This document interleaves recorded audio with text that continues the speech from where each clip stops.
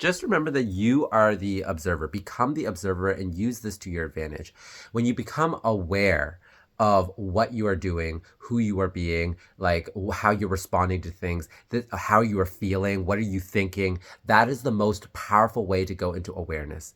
When you can become aware that you are not the mind, that you are not the ego. Remember, now last video I talked about an analogy on how when you're shifting your identity, you're shifting from your old identity to a new identity. It's like you're shifting from using your old PIN code to your new PIN code on your phone. And I was giving the example of how at the start, when I've chosen a new PIN code, it's like I've chosen a new identity or state to embody, right?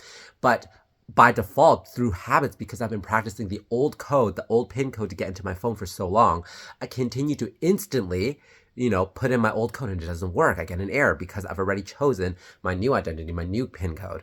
And so in that moment where I'm getting the error, that's like the 3D reflecting back to me, I become observant. I become observant of what's actually going on. Who am I being in that moment? That's the same thing I want to apply here. Become the observer, because as soon as you become the observer, you become a third person perspective of what is going on, what you're thinking about, how you're feeling, right? And then you can quickly notice that that's just the mind, that's just the ego. Now, I consider the mind and the ego synonymous. I know there are some nuanced differences that some people explain, but for the purpose of explaining this in the manifestation context, I usually use them pretty much the same. So you're identifying with a particular mind or ego, and that comes from your state of being.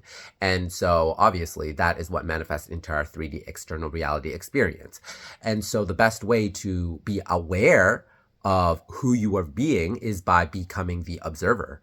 And how you become the observer is just ask yourself in that moment, like, who am I being? What am I thinking about? How am I feeling? Right?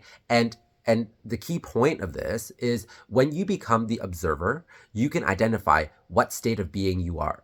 Right. So if you're the old identity, you know that, hey, I'm going to let this go. This is no longer me. I'm no longer using this old PIN code, like I was saying in my last example. I'm now using the new PIN code.